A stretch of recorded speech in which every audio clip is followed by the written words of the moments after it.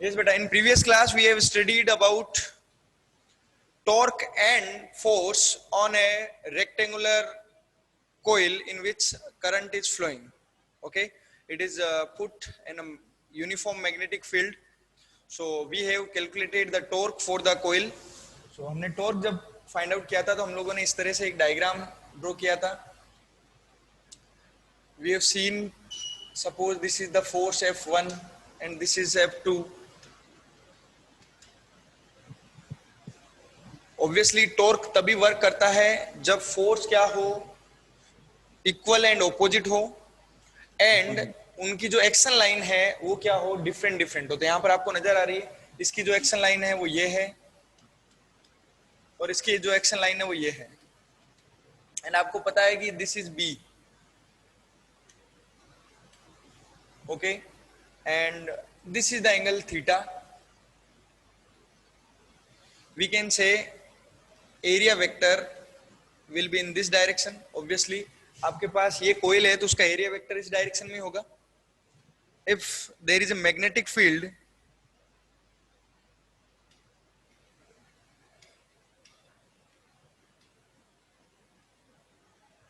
हमने इसी डायरेक्शन में मैग्नेटिक फील्ड लिया था, इस डायरेक्शन में से.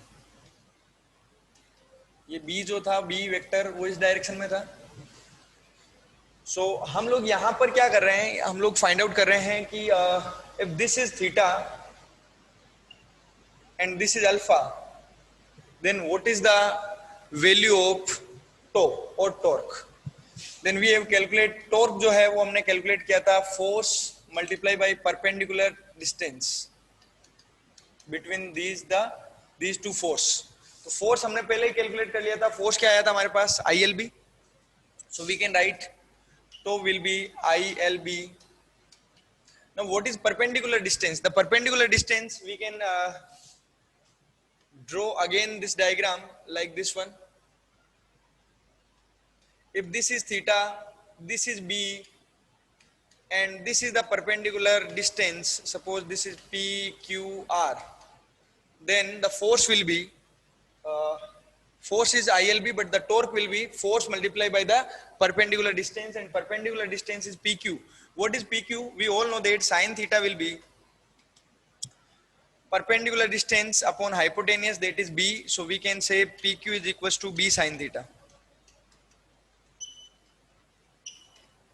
We can use it there. We can write it B sin theta. We have calculated it, or we have already find out what is torque. So we can write torque is equals to I, then L multiplied by small b. We all know that the area of rectangle, that is length into breadth. We can write IAB sin theta. And if there are n turns, then we can say toe will be NIAB sin theta. This is very useful formula. It will use in the further more topics. There are topics like galvanometer. Then we will use this formula of torque. ठीक है? यहाँ पर अगर अपन बात करें, what is NIA? You all know NIA is a magnetic dipole moment, that is capital M. So we can write MB sin theta. We can also write, because torque is a vector quantity, so we can write M vector cross B vector.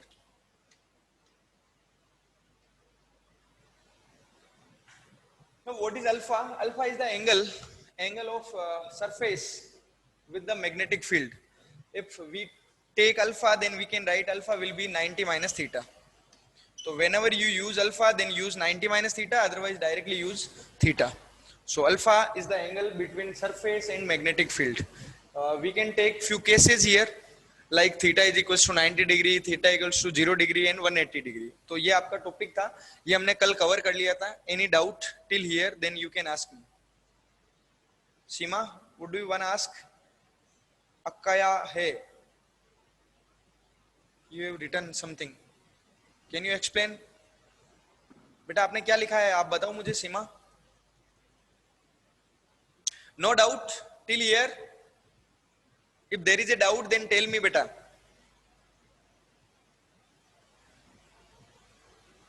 A क्या है? Yes beta. A is a vector, area vector. A is a area vector. Okay बेटा, A is a area vector. Okay, so now we will start our next topic, and that is next topic is galvanometer.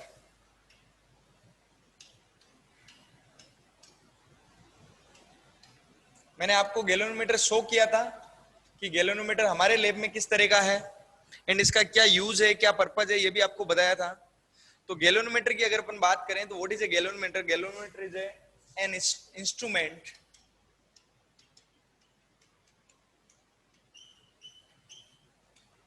which detects the current, detects and identify the current.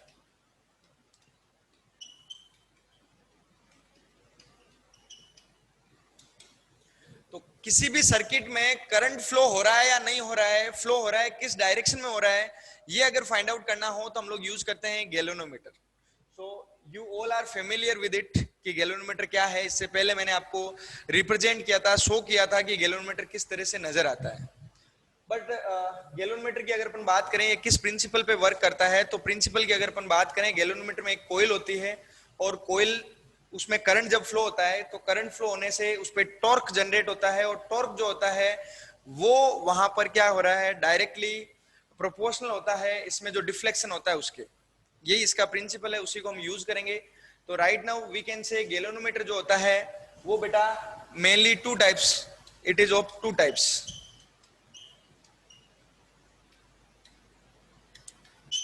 Moving magnet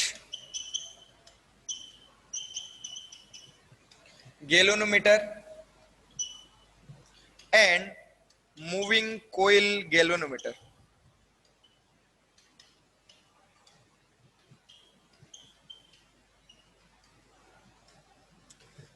हमारे syllabus में moving magnet galvanometer नहीं है, हमारे syllabus में moving magnet galvanometer नहीं है, तो only हमारे सिलेबस में क्या है, मूविंग कोयल गैल्वेनोमीटर। यानी हम लोग क्या पढ़ेंगे, हम लोग पढ़ेंगे मूविंग कोयल गैल्वेनोमीटर।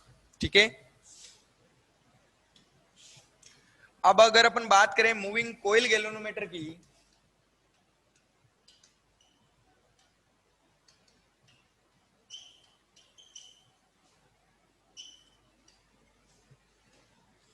तो बेटा ये फिर से दो टाइप का होता है। The first one we can say suspended coil galvanometer and the second one pivoted coil galvanometer. ठीक है, तो दो टाइप के गैल्वेनोमीटर होते हैं। अच्छा, गैल्वेनोमीटर का और क्या यूज है? एक तो हमने यूज बताया था कि ये क्या करता है, करंट को डिटेक्ट करता है, आइडेंटिफाई करता है। उसके अलावा जो गैल्वेनोमीटर होता है उसमें हम फ्यू चेंजेस करके उसको हम कन्वर्ट कर सकते हैं। We can convert a galvanometer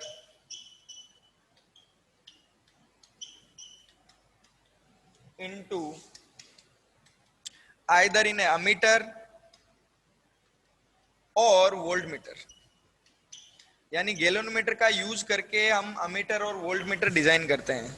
हमारे लैब में कौन से अमीटर है, कौन से वोल्टमीटर है, तो मैं आपको बता देता हूं। इनमें से सस्पेंडेड कोयल वो हमारे लैब में हम लोग यूज नहीं लेते हैं। पाइवोटेड कोयल वाला जो गैल्वेनोमीटर है उसको यूज लेते हैं, वो गैल्वेनोमीटर मैंने आपको शो किया था। और पाइवोटेड कोयल गैल्वेनोमीटर जो है उसी से बने हुए होते हैं आपके अमीटर एंड वोल्टमीटर, वो आपने यूज कर रखे हैं। ओके, यस बेटा, वेरी गुड। तो अब हम बात कर लेते हैं सस्पेंडेड कोयल गैल्वेनोमीटर क्या है, how what is its design, how it works, what is the principle. तो एक बात हमेशा ध्यान रखना, ये दोनों जो है इनका प्रिंसिपल सेम है, वर्किंग प्रिंसिपल है वो दोनों का सेम है।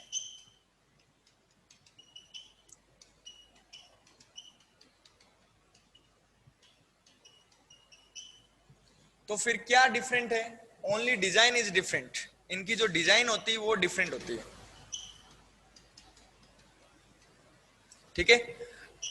अब बेटा सस्पेंडेड कोयल जो आपके पास गैल्वेनोमीटर होता है उसमें एक बहुत ही थिन वायर होता है फॉस्फोर ब्रोंज का, वो सस्पेंडेड होता है, लटका रहता है।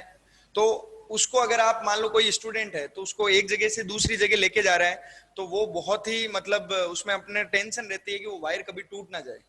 तो इस वजह से अपन क्या करते हैं, उसको यूज नहीं लेते हैं। किसको?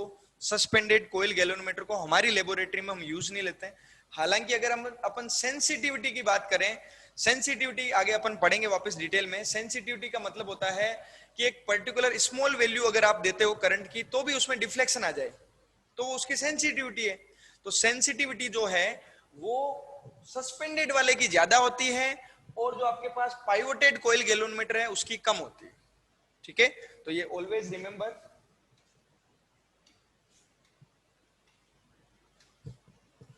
सेंसिटिविटी ऑफ फर्स्ट कौन सा था आपके पास? That was moving coil, and moving coil में भी कौन सा? फिर सस्पेंडेड, इसकी होती है ज्यादा। एंड जो आपके पास पाइवोटेड है जिसमें फिक्स कर रखा होता है कोयल को, उस पाइवोटेड में जो आपके पास सेंसिटिविटी होती है वो होती है लेसर देन सस्पेंडेड। बट हम लोग लेब में कौन सा यूज करते हैं? लेब में यूज करते हैं pivoted. Though its sensitivity is lesser than suspended but easy to use, it is easy to use, that's why we prefer pivoted in our laboratory. okay बेटा, सो अब हम स्टार्ट कर लेते हैं। अच्छा, पाइवोटेड का एक और नाम याद रखना, पाइवोटेड को कहा जाता है वेस्टर्न गैल्वेनोमीटर। तो एग्जाम में अगर आपके पास वेस्टर्न गैल्वेनोमीटर से क्वेश्चन आए तो याद रखना वो पाइवोटेड ही है, दैट इज पाइवोटेड। ओके, यहां तक कोई? Why we don't use suspended? Yes बेटा भावना, सस्पेंडेड जो है अभी उसकी डिजाइन की बात करेंगे। सस्पेंडेड में एक वायर होता है, that wire is very very thin, और वो भी अपन पढ़ेंगे कि ये जो थिन वायर है वही क्यों यूज लेते हैं। We will discuss about it. तो वायर थिन होगा तो ऑब्वियसली आप मुझे बताओ, कोई थिन वायर कहीं पर है, आप उसको बार बार इधर से उधर लेके जाओगे, किसी ने मान लो यहां से अगर उसको पकड़ करके वो लेके गया तो वो वायर टूट सकता है। इस वजह से अपन उसको यूज नहीं कर सकते। Okay Bhavana? Okay, now we will discuss about what is the topic, first topic, that is suspended galvanometer. Now we are going to discuss what are the design of suspended galvanometer. Okay, so this is the diagram for suspended galvanometer. This is suspended galvanometer.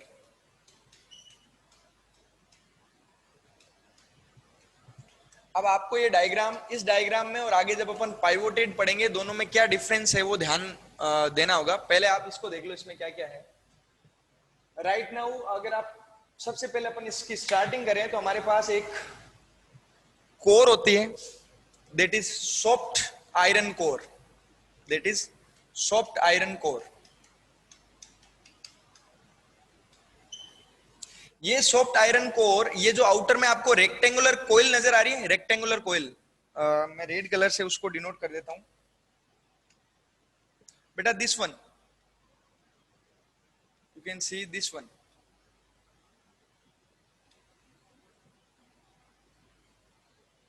ये जो हमने कल discuss किया था कि कितना force होगा, कितना टॉर्क होगा, तो ये जो है ये रेक्टेंगुलर कोयल,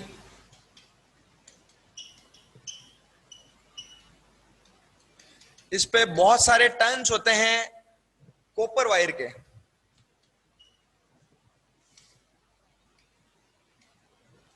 अराउंड 1000 टर्न्स होते हैं, 1000 turns of insulated copper wire. Always remember. तो आप इसमें जब डिजाइनिंग की शुरुआत करो, ये डायग्राम अगर आप ड्रॉ कर लेते हो तो डायग्राम में ड्रॉ करते ही आप सबसे पहले ये बताओगे कि हमारे पास एक रेक्टेंगुलर कोयल होती है जिसपे 1000 टर्न्स होते हैं, अराउंड 1000, ठीक है, 1000 टर्न्स होते हैं ऑफ इंसुलेटेड कॉपर वायर। उसको सस्पेंड कर रखा होता है यूजिंग फोस्फर ब्रोंज वायर। ये आपको नजर आ रहा है wire, that is a phosphor bronze wire. आगे अपन डिस्कस करेंगे कि फोस्फर ब्रोंज वायर ही क्यों यूज लिया। अच्छा, इस वायर के साथ यहां पर एक मिरर अटैच होता है।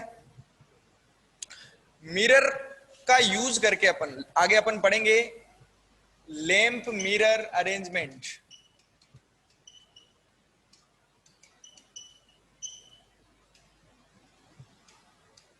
इस मेथड का, इस अरेंजमेंट का यूज करके हम लोग फाइंड आउट करते हैं डिफ्लेक्शन, कितना डिफ्लेक्शन है वो फाइंड आउट कर देते हैं।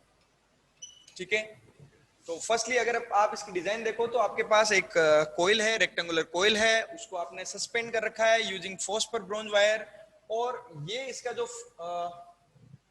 फर्स्ट एंड है, आपके वायर का जो फर्स्ट एंड है वो कनेक्टेड होता है T1 स्क्रू से।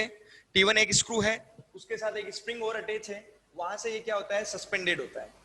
यहां पर आपको दो नजर आ रहे होंगे magnets.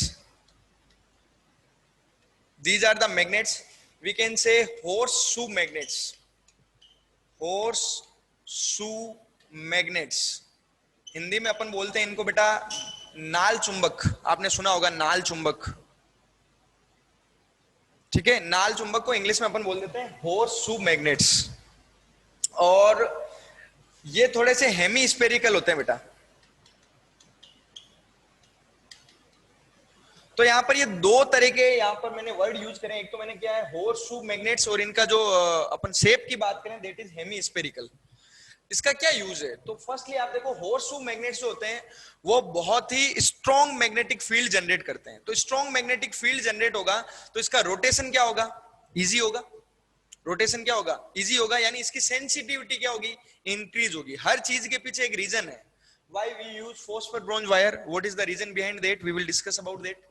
And why we are using horseshoe magnets, what is the reason behind it, इसके पीछे रीजन ये है कि horseshoe जो मैग्नेट्स होते हैं वो बहुत ही स्ट्रॉन्ग मैग्नेटिक फील्ड क्या करते हैं, जनरेट करते हैं, इसलिए हम उनको यूज करते हैं। फिर why their design is hemispherical, इनकी डिजाइन जो आपको नजर आ रही है थोड़ी सी हेमी स्पेरिकल है, और वो क्यों है।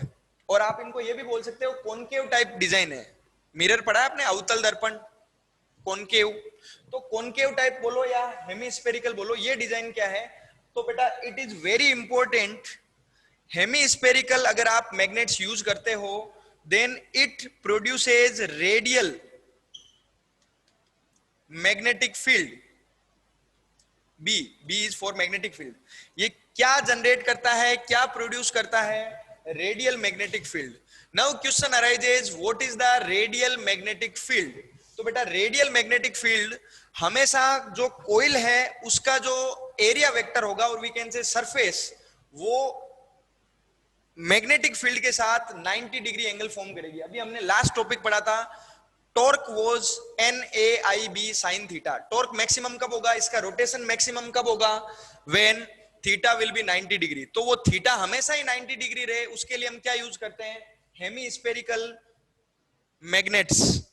हेमी स्पेरिकल मैग्नेट्स क्या करते हैं, रेडियल मैग्नेटिक फील्ड जनरेट करते हैं। और रेडियल मैग्नेटिक फील्ड क्या होता है, रेडियल मैग्नेटिक फील्ड इस तरह से होता है कि वहां पर जो आपके पास मैग्नेटिक फील्ड लाइंस है वो हमेशा परपेंडिकुलर होती है सरफेस के, that's why theta will be 90 degree. Okay, so you can see here what is radial magnetic field. Thank you ma'am. Yes ma'am, अब this is N, this is S, you can see, and it will be always 90 degree. ये आपको यहाँ पर दिख रहा होगा angle, आप यहाँ पर देख सकते हो कि यहाँ पर जो एंगल होगा वो क्या होगा, हमेशा ही 90 डिग्री होगा। यहाँ देखो डॉट है, डॉट का मतलब हो गया जो मैग्नेटिक फील्ड होगा it will B perpendicularly. Yes बेटा, प्रीवियस स्लाइड दिखा देता हूँ सोनू। अभी ये कंप्लीट नहीं हुई, अभी भी इस पर डिस्कशन बाकी है, वी विल डिस्कस। सोनू अगर आपने ये कंप्लीट देख लियो तो वापस बता देना बेटा। ओके बेटा,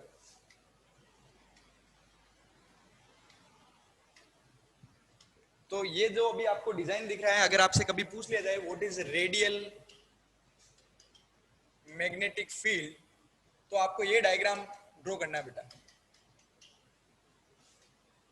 रेडियल मैग्नेटिक फील्ड में आप देख सकते हो कि जो आपने hemispherical N and S use किए थे, मैग्नेट्स यूज किए थे, हॉर्स शू मैग्नेट्स यूज किए थे, वो क्या करते हैं, always there will be a magnetic field perpendicular to the surface of coil. Okay. अब हम एक और चीज यहाँ पर डिस्कस कर लेते हैं. ये तो मैंने बता ही दिया कि यहाँ पर 90 डिग्री होगा. Always it will be 90 degree. It will be 90 degree. In every case there will be angle 90 degree, so tau will be maximum.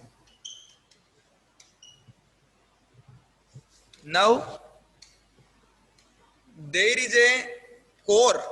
You can see this is a cylindrical core. I am just denoting it by red color, no black color. Black color से देखो ये जो यहाँ पर cylindrical core नजर आ रही है. This is of soft iron. This is for soft iron core. I have written here.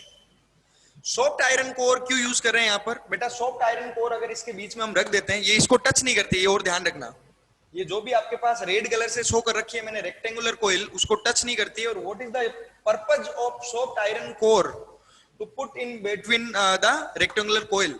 तो उसका पर्पज ये होता है बेटा कि सॉफ्ट आयरन कोर जो होती है वो परमिबिलिटी बढ़ा देती है, परमिबिलिटी इंक्रीज कर देती है. तो परमिबिलिटी इंक्रीज होगी तो इसकी सेंसिटिविटी इंक्रीज हो जाती है. तो अल्टीमेटली जो भी हम यहाँ पे वर्क कर रहे हैं वो सेंसिटिविटी के लिए वर्क कर रहे हैं. अच्छा, एक और यहाँ पर चेक कर सकते हो, जो इसका सेकंड एंड होता है कोयल का, वो एक स्प्रिंग के साथ अटैच होता है. और फिर आपके पास there is a connection screw T2. ये T1 और T2 क्या यूज आते हैं? अगर सर्किट में कनेक्ट करना है इसको तो आप T1 से एक वायर कनेक्ट करोगे और T2 से सेकंड वायर कनेक्ट करोगे. So this is all about suspended galvanometers construction और design. Any doubt just ask me. What are the doubts related to this topic? Only construction. I am waiting. No doubt? Then tell me. If there is a doubt, then also tell me. I have only chat box open. So if you will write, yes, beta, very good. Sonu has asked, sir, what is the use of mirror? Harish is saying, repeat, sir. बेटा 10 बार बोलूंगा तब आप बोलते हो repeat कर. फिर पहले क्यों नहीं बोल देते आप? ओके, रिपीट करने का बोला, that's very nice. It's very good thing कि आपको कोई चीज समझ में नहीं है, आपने पूछा. लेकिन मैं जब आपको 3-4 बार बोलता हूं तब आप बोलते हो, तो वो फिर क्या है, वो फेयर नहीं लगता. फिर वो भी सर ने कुछ कहा है तो आपको कुछ बोलना है. तो दो चीजें इसमें हमने छोड़ दी थी. एक तो मिरर का यूज क्या है और एक अपने इसको रिपीट करना है कंप्लीटली. तो बेटा मिरर के लिए मैंने बोला था लैंप मिरर अरेंजमेंट होता है. इसके लिए ये कितना इसमें रोटेशन हुआ, इसमें डिफ्लेक्शन कितना हुआ, वो डिफ्लेक्शन फाइंड आउट करने के लिए अपन यहाँ पर एक मिरर यूज कर रहे हैं. यहाँ पर रिफ्लेक्शन का यूज करके जो एंगल होगा, एंगल फॉर्म होगा, उस एंगल का यूज करके हम लोग फाइंड आउट करेंगे कि इसमें डिफ्लेक्शन कितना है. तो we can say mirror will use for finding the deflection. Okay बेटा, Sonu just tell me, got it. अब बेटा हरीश मैं इसको रिपीट कर रहा हूं.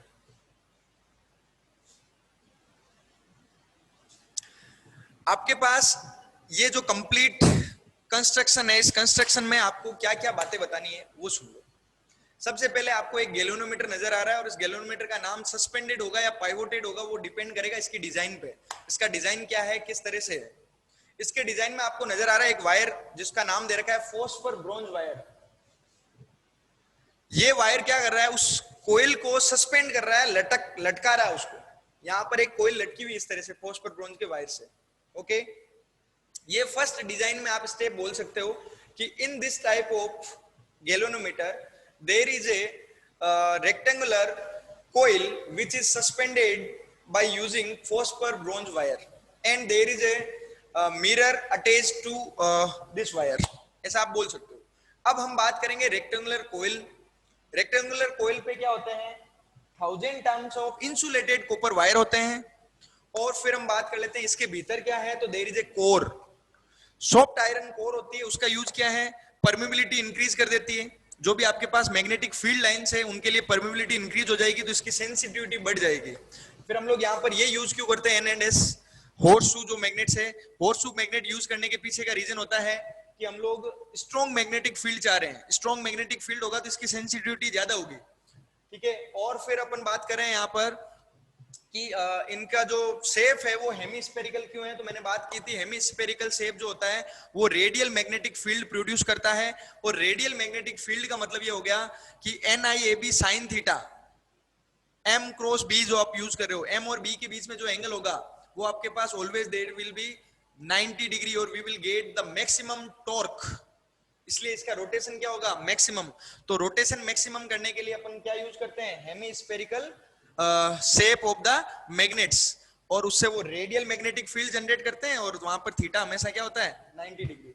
उसके अलावा इसमें हमने स्क्रूज की बात करी थी, हमने कहा कि यहाँ पर दो स्क्रूज होते हैं T1 एंड T2, ये दोनों स्क्रूज यूज आते हैं कनेक्शन, सर्किट में कनेक्शन करने के लिए। That's it about galvanometer. Now tell me Harish, is any doubt there?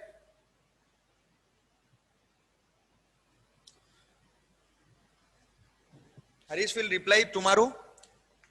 Okay बेटा, आज फास्ट जवाब दे दिया आपने। दो हरीश है, आप हो सकता हो वो वाले हरीश हो जो फास्ट जवाब देते हो। ओके, तो ये क्लियर हो गया। नेक्स्ट अब हम बात करें इसका प्रिंसिपल क्या है, ये किस प्रिंसिपल पे वर्क कर रही है। तो हम प्रिंसिपल की बात कर लेते हैं।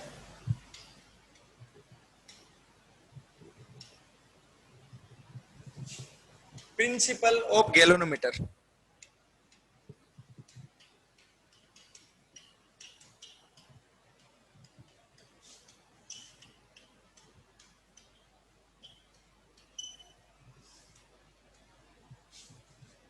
तो इसका प्रिंसिपल यही है जो हमने प्रीवियस टॉपिक पढ़ा था। हमने देखा था कि अगर कोई charge carrying, sorry current carrying, अगर आपके पास कोई कॉइल है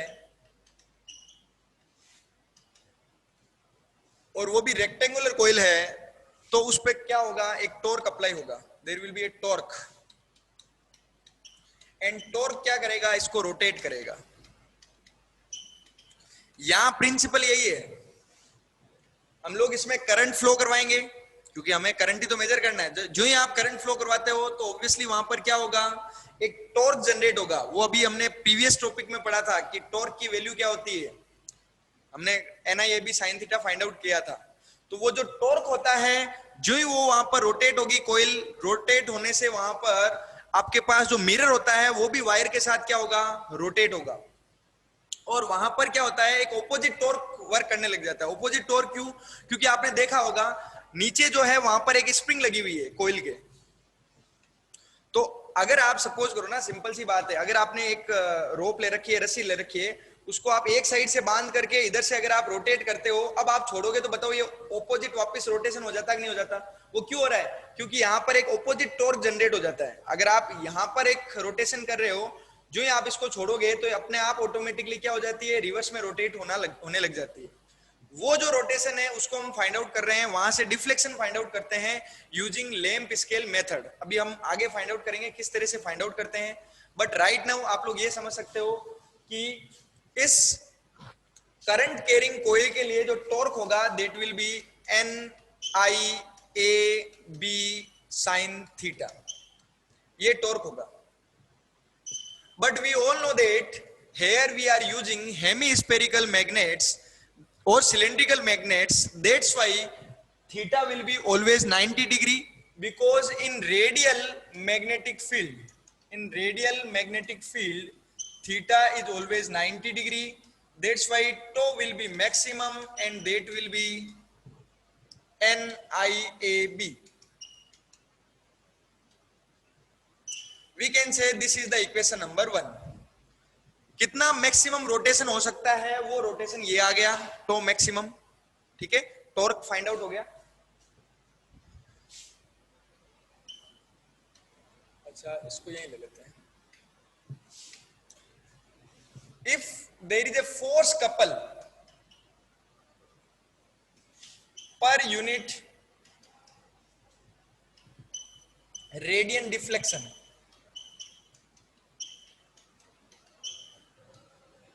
फोर्स कपल जो है उसको अगर मैं C से डिनोट करूं और जो आपके पास डिफ्लेक्शन है उसको फाई से डिनोट करूं, तो आपके पास जो टो होगा that will be tau R equals to C phi. This is equation number 2. What was that toe? That was toe deflection. We can just denote it by deflection. Where is torque, ये जो tau maximum है we can say tau deflection, that is NIAB. Okay, so this is the equation number 1 and this is the equation number 2. So we can say from equation 1 and 2, आप दोनों equation से check कीजिए 1 and 2 से, we can say NIAB is equals to C5. ये equation 1 and 2 से यहां पर दोनों इक्वल क्यों? क्योंकि ये जो टॉर्क है वो उसके रिवर्स है, उसके इक्वल और ऑपोजिट होगा मैग्नीट्यूड में. अभी मैं यही तो बता रहा था जब रोप का एग्जांपल दिया, मैंने कहा कि अगर आप इधर रोटेट करोगे किसी वजह से तो अपने आप जो इसमें टॉर्क जनरेट होगा वो क्या होगा? रिवर्स होगा. अगर आप इसको फ्रीली मूव करने देते हो तो वो जो टॉ है दैट इज C5. अब C5 और NIB क्या होंगे? जब अगर आप इक्विलिब्रियम की कंडीशन की बात करो तो then it will be equal NIAB equals to C5 in the equilibrium.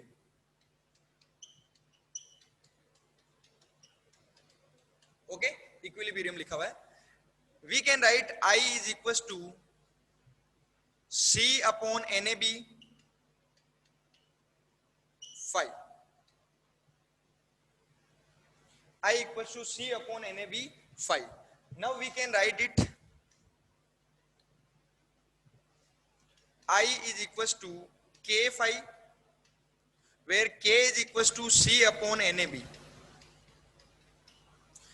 K जो होता है उसको अपन रीस्टोरेशन फैक्टर बोलते हैं और रीस्टोरेशन कांस्टेंट भी बोल सकते हैं, where K is restoration constant. और कई जगह डिफ्लेक्शन कांस्टेंट भी बोला जाता है, तो आप इसको रिस्टोरेशन कांस्टेंट भी बोल सकते हो और डिफ्लेक्शन कांस्टेंट भी बोल सकते हो. राइट नाउ एक चीज बताओ ना, प्रिंसिपल की बात करें अपन तो प्रिंसिपल में आप देख सकते हो कि आपके पास तो हमने पहले ही कैलकुलेट कर लिया था दैट इज NIAB, और फिर हम जो आपके पास उसके ऑपोजिट जो टॉर्क जनरेट होता है उसको अपन कैलकुलेट करें तो that will be C5 where 5 is the deflection and C is the force couple. So we can say in the equilibrium NIAB will be equals to C5, so we can calculate I equals to C upon NAB 5 and I equals to K5. K is the constant. If K is the constant, so we can say I is directly proportional to 5. And this is the principle of galvanometer. Working principle of galvanometer क्या होगा? I is directly proportional to 5. अब बेटा अगर आपसे suspended के लिए पूछे तो भी यही आपको क्या लिखना है? प्रिंसिपल. और अगर आपसे पाइवोटेड के लिए पूछ ले तो भी प्रिंसिपल यही लिखना है. बताओ प्रिंसिपल समझ में आया क्या? आप लोग देख सकते हो जो डिफ्लेक्शन होगा वो करंट के क्या होगा? प्रोपोर्शनल होगा, यानी जितनी ज्यादा करंट उतना ज्यादा डिफ्लेक्शन. ओके, तो करंट उसमें जो ही फ्लो करेंगे, डिफ्लेक्शन वो जो पॉइंटर होगा, अगर पॉइंटर वाला नेक्स्ट में आएगा, इसमें तो पॉइंटर है नहीं, अभी जो हमने देखा उसमें कहीं डिजाइन में पॉइंटर था क्या? तो ये सस्पेंडेड है, तो उतना ज्यादा इसमें क्या होगा? जो मिरर होगा उसमें डिफ्लेक्शन उतना ही ज्यादा होगा. Any doubt? Just tell me और is it clear?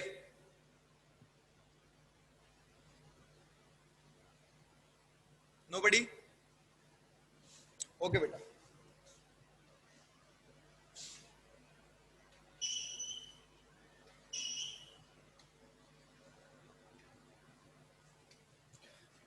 Now we can find out the value of phi. Phi किस तरह से कैलकुलेट कर सकते हैं? तो अपन कह सकते हैं कैलकुलेशन ऑफ डिफ्लेक्शन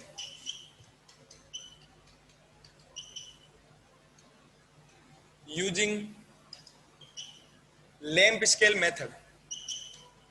ये लैंप स्केल मेथड जो होता है बेटा वो यूज किया जाता है only in suspended, only in suspended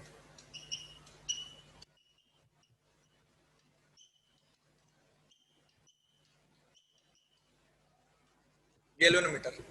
तो इसमें क्या होता है? इसमें डायरेक्टली कोई ना तो आपके डायग्राम है सिलेबस में ना और कुछ दे रखा है, बट हम लोग ये कह सकते हैं कि अगर आपके पास mirror, suppose this is mirror and this is the scale, mirror और स्केल के बीच में अगर डिस्टेंस कैपिटल D है परपेंडिकुलर डिस्टेंस जो है वो कैपिटल डी है, और आपके पास ये जो डिस्टेंस है वो स्मॉल डी है, ओके। एंड जो आपके पास एंगल है वो एंगल है सपोज करो फाई। अब फाई एंगल नहीं लेकर के मैं यहाँ पे ले रहा हूँ 2 phi. Why it is 2 phi? तो बेटा इसको समझो पहले। जो ही अगर मान लो कोई एक वेव है वो इंसिडेंट होती है यहाँ पर, ठीक है, किसी एंगल पे फाई एंगल के साथ, यहाँ से सरफेस के साथ फाई एंगल है।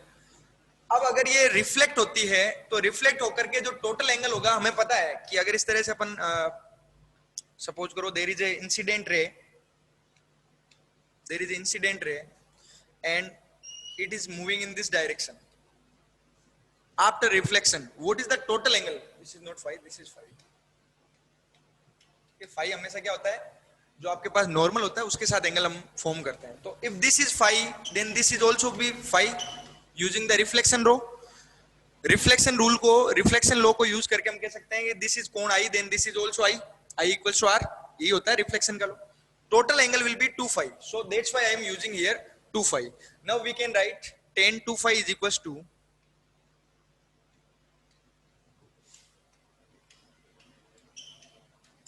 d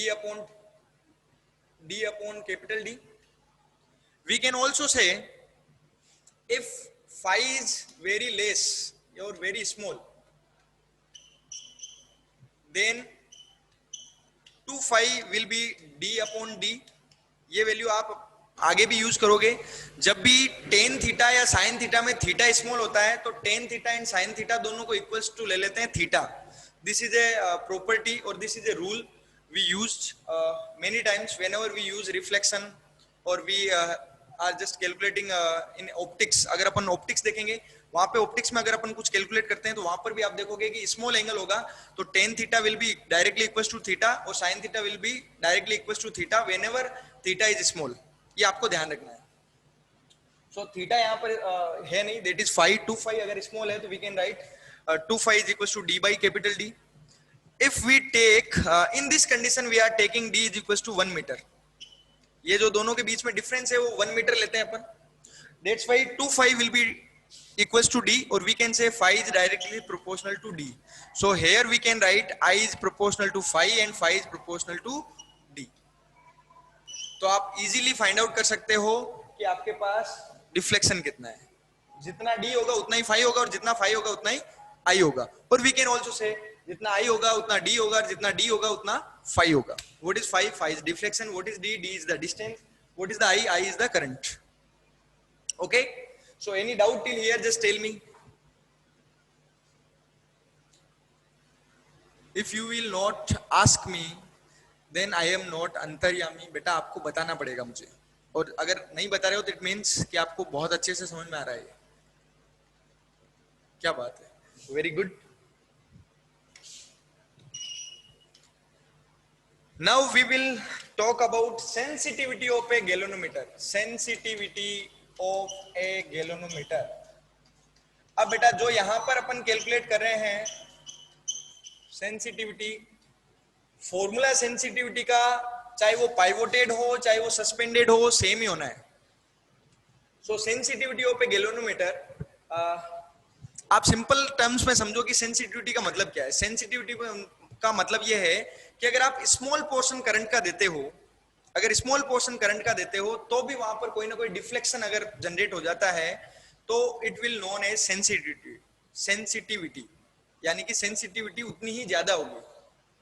सपोज करो आपने 1 एम्पियर से कम करंट दिया, कोई उसमें डिफ्लेक्शन नहीं है, तो इसका मतलब क्या है, वो कम सेंसिटिव है, कम सेंसिटिविटी है। बार बार ये वर्ड प्रोनाउंसिएशन में प्रॉब्लम हो रही। सेंसिटिविटी जितना ज्यादा अगर आप कम वैल्यू दे रहे हो, if I is less but deflection is okay, अगर कम करंट है फिर भी डिफ्लेक्शन ओके है, देन द इक्विपमेंट और इंस्ट्रूमेंट इज मोर सेंसिटिव। ठीक है, मोर सेंसिटिव कब होगा, जब उसमें कम पोर्शन, कम करंट के लिए भी हमें क्या मिले, डिफ्लेक्शन मिले। So now we can write the sensitivity of a galvanometer in terms of current. सबसे पहले हम करंट की बात करें or we can say current sensitivity.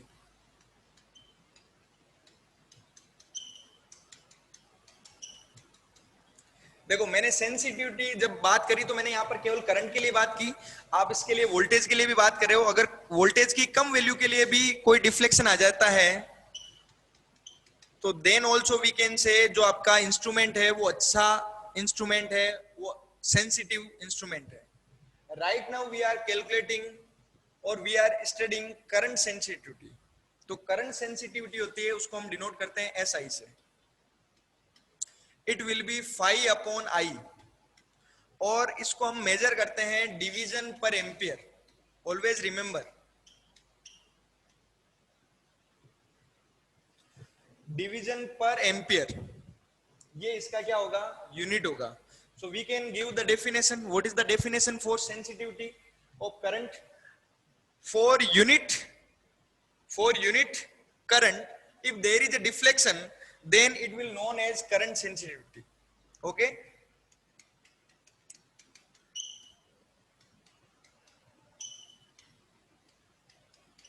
then SI is equals to 5. अब क्या कोई भी इंस्ट्रूमेंट कम सेंसिटिव होना चाहिए क्या? हम लोग यही चाहते हैं कि उसकी सेंसिटिविटी क्या हो, इंक्रीज हो। अब आपको अभी अभी फॉर्मूला पढ़ा था आपने, this is S I equal to 5 upon I, और अभी आई का फॉर्मूला पढ़ा था आपने प्रीवियस स्लाइड में। What was that? We know that current sensitivity is 5 upon I, but I is equal to C upon N A B 5. We can put this value in this equation or this formula, so we will get SI is equals to 5 upon C5 into NAB. 5 से 5 cancel out, so SI will be equals to NAB upon C, and you all know that C upon NAB was K, restoration factor, so we can write SI is equals to 1 upon K. अब अगर आपसे कोई पूछे कि बेटा sensitivity ज्यादा कब होगी, हाँ ये इंक्रीज कब होगी, तो अगर मुझे SI को इंक्रीज करना है, if I want to increase the sensitivity of galvanometer, then we should increase NA, just a second.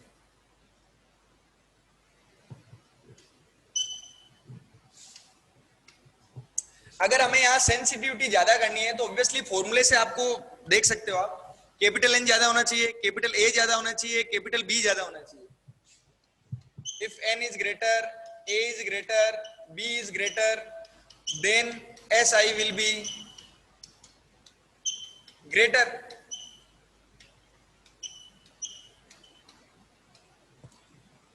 But हमें पता है जो आप N number of turns increase करोगे, a means number of turns increase करो, तो बताओ वो हेवी हो गई कि नहीं हो गई? अच्छा, जो मैं बात कर रहा था कोयल की, वो कोयल जो होती है लाइट फ्रेम पे होती है, जो मेटेलिक लाइट फ्रेम होती है उस पे वो टर्न्स होते हैं, तो ऑलरेडी लाइट फ्रेम होती है, तभी तो इजीली रोटेट करेगी।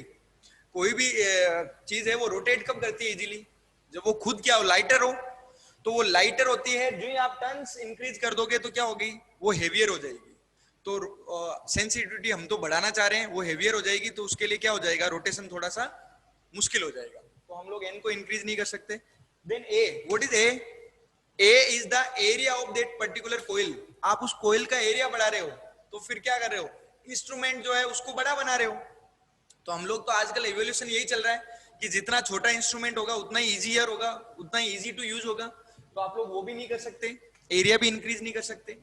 If you want to increase magnetic field, अगर आप मैग्नेटिक फील्ड भी इंक्रीज करना चाहते हो, तो then you would have to use more larger NNS, जो हमने वहां पर हॉर्स शू जो यूज की थी मैग्नेट, वो और ज्यादा बड़ी होगी। तो वो अगर और ज्यादा बिगर होगी, देन ऑल्सो आपके पास क्या होगा, वो जो इंस्ट्रूमेंट होगा वो एक तरह से हम कह सकते हैं कि it will not easy to use. तो ये तीनों नहीं कर सकते। Then what is the option? अब ऑप्शन क्या बचता है बेटा? ऐसा ही है, उसको आपको क्या करना है, हमेशा इंक्रीज करना है। हम N को इंक्रीज कर सकते हैं, A को इंक्रीज कर सकते हैं, B को इंक्रीज कर सकते हैं, ये हमने फॉर्मूले में देखा, but in reality we can't. हम ना तो n को इंक्रीज कर सकते हैं, ना a को इंक्रीज कर सकते हैं, ना b को इंक्रीज कर सकते हैं। Now what is the solution?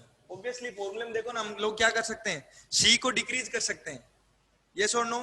Very good बेटा Sonu, you are absolutely right बेटा। सो टू इंक्रीज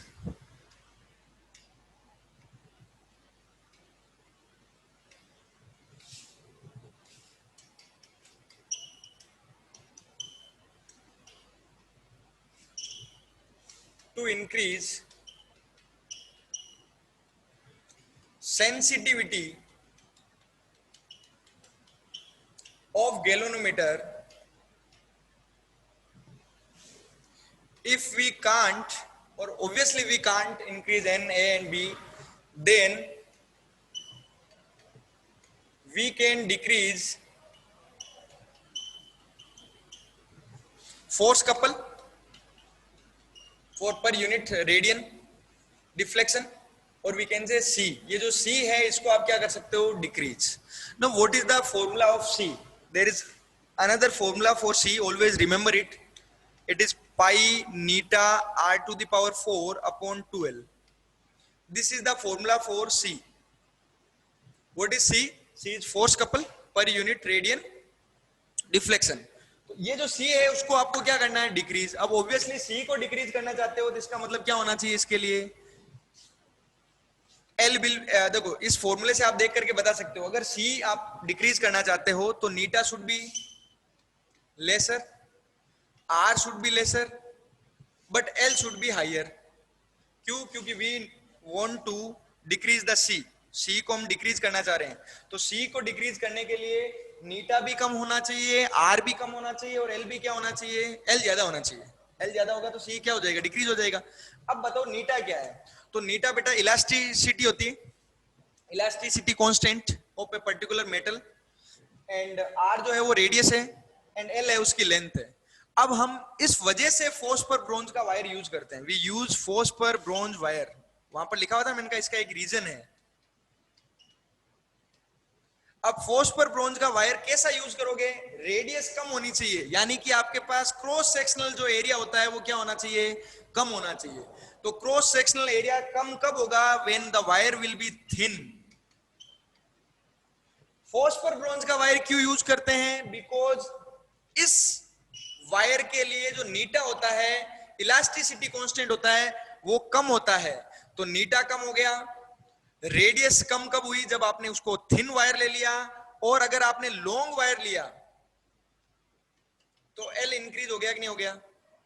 तो ये सारी चीजें जब आपके पास नीटा कम होगा, आर कम होगा एंड एल ज्यादा होगा, तो फिर इसकी सेंसिटिविटी क्या हो जाएगी, इंक्रीज हो जाएगी। अब बताओ आपको सेंसिटिविटी से रिलेटेड कोई इश्यू है क्या, you got it? This is all about sensitivity and why we use the force per bronze wire. The question may arise why we use force per bronze wire, or it may be we use thin and long force per bronze wire in suspended coil.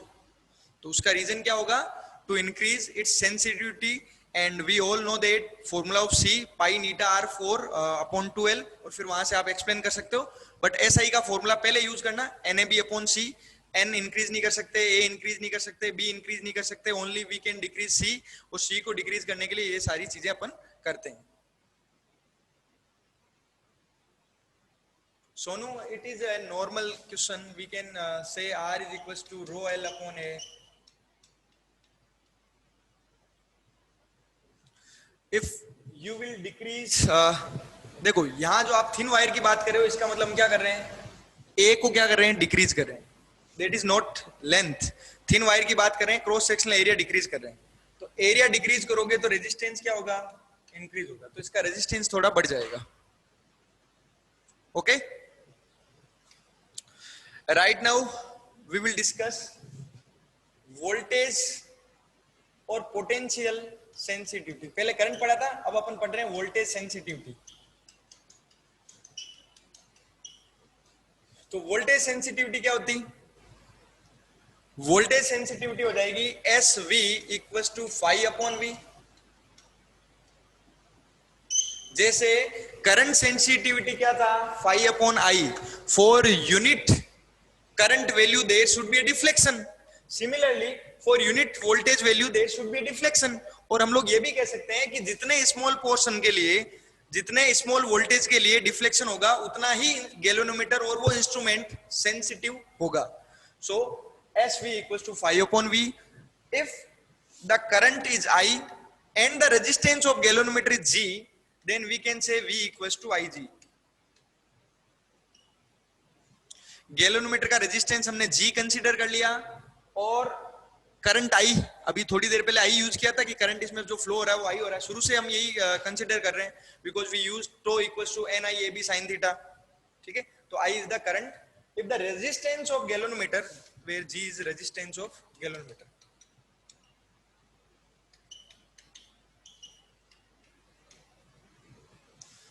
Then V will be equals to IG, so we can write SV equals to 5/IG, and we all know that 5/I हमने अभी अभी पढ़ा 1/K, so we can write SV equals to 1/kg, or we can also say SV is equals to SI/G.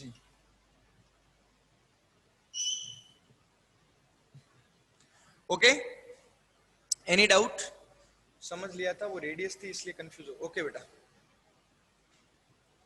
या till here any doubt? मेरी coffee ठंडी हो गई है, कॉफी पी लेता हूँ. आप लोग तब तक इसका स्क्रीनशॉट लो या एक बार वापस से देख लो, मैं तब तक पॉज भी कर देता हूँ.